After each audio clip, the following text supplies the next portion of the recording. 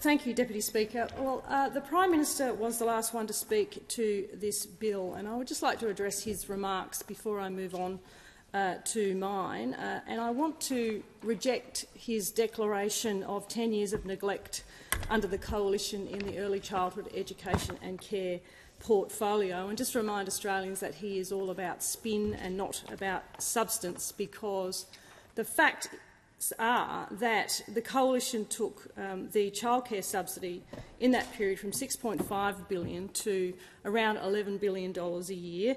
We locked in dedicated funding for preschools and kindergartens, valuing about $2 billion. That is $500 million over 4 years.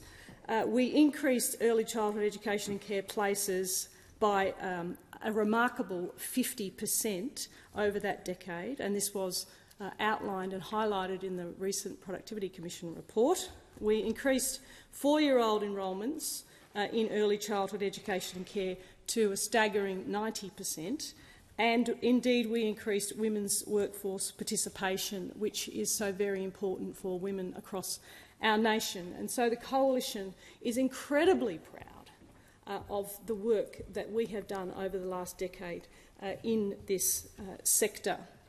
But today we're talking about wage increases for about 200,000 early childhood education and care workers, and it is not often that I find myself agreeing with some sentiments made by those opposite, but what both sides of the chamber can agree on is the incredible role that early childhood educators and teachers play in shaping the lives of our youngest Australians. And the Coalition values the work of early childhood educators, and we understand that without you, many families couldn't return to work or to study. And unfortunately for families living in areas with little to no access to early learning, they're not only missing out on support to help them return to work, but their children are missing out on the educational benefits of early learning, particularly in the year before school, which I highlighted before. The Coalition has many concerns, however, with this policy. The impact on inflation, the administrative and financial burdens placed on small and medium businesses, and the fact that this policy comes with a $3.6 billion price tag and delivers not one additional place for families, and remembering that it is a taxpayer-funded pay rise for the sector. But we won't stand in the way of a pay rise for early childhood educators, and so the Coalition will support this legislation today.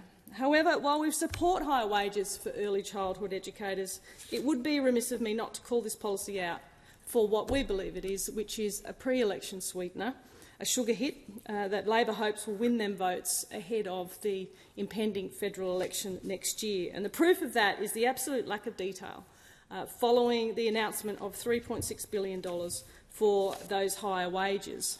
The Prime Minister, with his education ministers and, of course, the unions in tow, stood up and made this announcement 2 months ago and then said further details were to come. I would say that if this was such a long-term plan for the government, as they claim it is, then why wouldn't they have all the details sorted already? All the questions answered before they stood up and used early learning as a political prop, something that this Labor government really is so adept at doing. This policy shows that the Albanese government is all about spin and not about substance, as we saw when the Prime Minister spoke to this bill before jumping on a plane and heading off overseas on his Airbus. It's abundantly clear that this Labor government does not have a meaningful plan to restore the Australian way of life, and for over 12 months the early education sector has been going through the multi-employer bargaining process, which has been the first to do so under this government's legislation. And instead of waiting for their own process to be finalised, they bypassed the Independent Fair Work Commission, all at the behest of their union masters. They've traded away billions of dollars for a cap on ECE fees that only lasts for 12 months. They won't say how much the cap will be in the second year of the funding agreement, and this is putting further financial pressure on small and medium-sized early childhood providers who have already watched their rents, their electricity, their gas, their food, like all other Australians around the country, bills skyrocket under this government. And we know that over 11,000 small businesses across the country in the last 12 months have become insolvent. And that is a higher number than ever before. It's a record. In the last quarter, it's a record number of small businesses. That's families, that's jobs that have gone to the wall. And this policy offers no real relief to Australian families who can't afford or who can't access early childhood education. Remembering that $3.6 billion is a lot of money to spend and not deliver one new place for families, particularly those in regional Australia. And we have thin markets and childcare deserts all across the country, and I've visited a lot of them, and I've spoken to families with their children crying on their laps because they can't go to work and because they can't pay their bills in a cost of living crisis caused by this government. So I think all that will happen with this policy is inflation will continue to stay higher than it should be. It will add to the pressures on the cost of living and to inflation, which has already spiralled out of control thanks to the economic mismanagement of the Albanese government. And what this government absolutely fails to understand is that as inflation rises, things get more expensive. That's what inflation does. It's the thief in the night that takes away your savings where you can get less for your money. And so while educators may be thinking they're getting a pay rise this year, and next year, firstly in December and then the following December, all that will happen is that more government spending equals high inflation, which equals higher bills. And your pay rise, that extra $155 a week that the Prime Minister has promised you, will go straight into paying your higher electricity, gas, water, rent, mortgage. Remember, 12 mortgage increases under this government's watch, and your grocery bills. And this is under his watch. The Prime Minister has failed Australians when it comes to this cost of living crisis, and they know it. You know it. You know the price of groceries and everything else that you're having to pay at the moment. And so educators won't necessarily, and the workforce in the ECEC sector, won't necessarily feel better off because you probably won't be at the end of the day. But why? The question is, why does the Labor government actually care about it? They're hoping that you'll think about it long enough to vote for them at the next election. And when that shine wears off, they'll move on to the next announcement and the next policy that they can play politics with, the next new shiny thing. But don't take my word for it. According to the Australian Bureau of Statistics, that's the ABS, since Labor came to government in 2022, living costs have soared by over 18% for working families, and the Australian standard of living has gone backwards.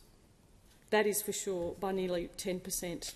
And more than 12 months since the cheaper childcare policy came into effect, we've seen out-of-pocket costs for ECE rise by a whopping 8.5%. Correction, 8.4%. 8.4% increase in out-of-pocket costs for your fees in early learning. And parents know that. Do you still feel like you can trust this Labor government with your money? The Coalition wants to see higher real wages for Australians, including hard-working early childhood educators. But the key to meaningful wage rises is to bring down inflation and to boost productivity, not a temporary taxpayer-funded pay rise. We're also concerned that this Labor government is forming a habit of funding taxpayer wage rises for other sectors as well, and it cannot become long-term policy, where the government in 10 years' time is funding the wages of multiple sectors, especially when you consider that productivity in the last quarter is 0.1%. So it's nearing zero. Zero productivity, yet the government is funding workers' pay rises. The budget can't afford it, and neither can Australian taxpayers. We know when the 2 years end, and grant funding is no longer available, providers will have to pick up the tab for the increased wages. There is uncertainty around that right now for providers, and that is something that they could plan for, but should they opt into this policy with the government, they'll be hamstrung on fee increases and they'll be drowning in admin burdens and costs. More and more red tape that this government keeps wrapping small and medium enterprises up in. This makes financial viability for small and medium-sized providers difficult because 65% of centre-based daycare providers have less than 25 services. So there's a big chunk of long daycare services, seriously, that will have a problem with this stress that they'll be under. Because if you can't make money and you can't pay your bills, then you can't reinvest in your business. So that's something that both the for-profit part of the sector and the not-for-profit part of the sector do. They reinvest in their business and they reinvest in their people. And providers cannot be forced to run their services off the smell of an oily rag that leads to cutting corners and diminished quality, and at the end of the day, going broke. The last thing we want to see in the sector is safety standards and quality standards drop, which is what happens when centres are facing being squeezed from both ends. Unfortunately, this policy is going to affect the financial viability of many of the services that I was talking about. And if you've never run a business, then you don't understand all the costs associated with running a business. And those opposite just don't get it. And why don't they get it? Because none of them have ever run a small business. None of them have ever held one job before entering this place. They've all worked in unions. If you Google them as they speak, if you Google all of them, you'll see that most of them have been secretaries of unions or worked for unions. So they simply don't understand what this sort of red tape and administrative burden places on small and medium-sized businesses. They don't understand that it costs them money to apply for these grants. It's going to cost services money to apply. It's going to cost them money to seek legal advice and set up a workplace instrument, which they have to do, because less than 20%, in fact it's 16% of the sector, currently has an enterprise agreement in place. And so centres have to put one in place in order to apply for this pay rise that they then have to pay their educators. And then it costs money to pay the staff the additional wage from December, in which they will be back paid. It costs money to cover the additional on-costs of superannuation, of leave entitlements like long service leave and the like, and for some, the payroll tax that they'll have to pay to the state. And so the government is only going to cover a small proportion of that with this bill, and we don't know exactly what that is, 10%, 15% or 30%. We don't really know at this point. These are some of the details that the government has not told the sector. And on top of all of those extra costs to your business, the government then turns around and puts a fee cap in place. So a fee cap that is significantly less than what most services increase their fees by in July. The fee cap that they just put some numbers together and said, yeah, let's just pick a number out, 4.4% is what we're going to put in place. It sounds like a good cap.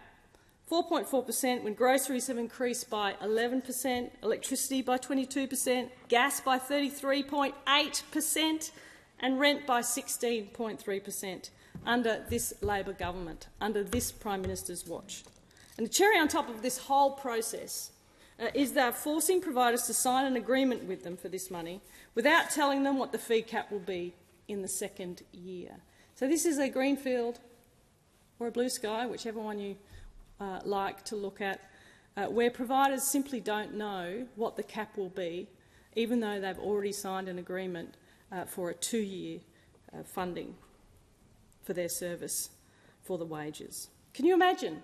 You're just signing up, a legal agreement, being told you'll have a cap on your fees, but we don't know what it is yet. We can't tell you what it is or when it'll come into play, but that's one of the dodgiest things, I have to say, that I've ever heard, because it's a dodgy Labor policy. But it's something that we've seen over and over from this Labor government, who continues to mislead Australian families and businesses and leave out the details and ruin productivity and ruin business, and that's what they do. We've seen it in the numbers. Now, as a hard-working taxpayer in this country, you'd expect accountability and you would expect transparency when it comes to your money. And this is your money. $3.6 billion is an awful lot of money. And most providers will do what's intended and what's the right thing and pass that funding on to their educators.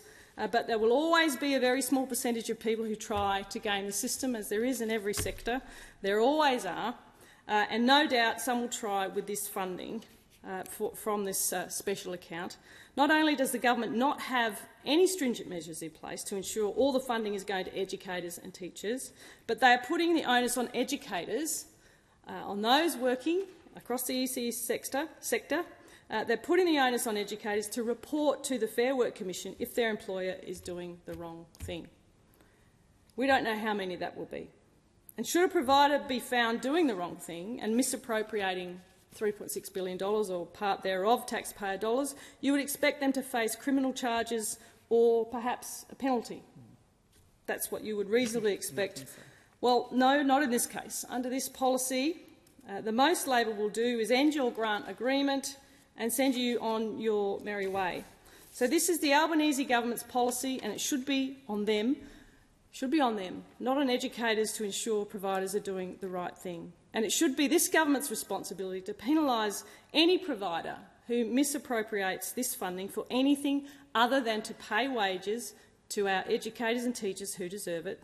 This is taxpayer funds, and taxpayers demand accountability and they demand transparency. And I know that they are two very hard words for this Albanese government to understand, given they refuse to be accountable for their actions, and they are about as transparent as perhaps a brick wall. But after 2 years, they need to step up and start acting like a Commonwealth government. And the Prime Minister needs to start acting like a leader. This Albanese government is a mess, and it's lurching from crisis to crisis. And Australian families and businesses deserve better than another 3 years of Labor. And for all of these reasons I've highlighted above, I move that all words after that be omitted with a view to substituting the following words. Whilst not declining to give the bill a second reading, the House notes 1. The government's economic mismanagement and cost of living crisis has led to higher wage bills and higher utility, rent and grocery bills for providers. 2. The bill will place further administrative burden on providers, particularly small and medium providers. 3. The bill will put further financial pressure on providers who will have to cover the majority of the on-costs, cannot increase their fees and have to pay the wages up front, whilst receiving reimbursement in arrears. 4. The government has done nothing to address childcare deserts and thin markets around the country, and this bill will not increase access for parents who currently have none. And 5. The bill is a one-off sugar hit which will only increase inflation further, contributing to current cost of living pressures.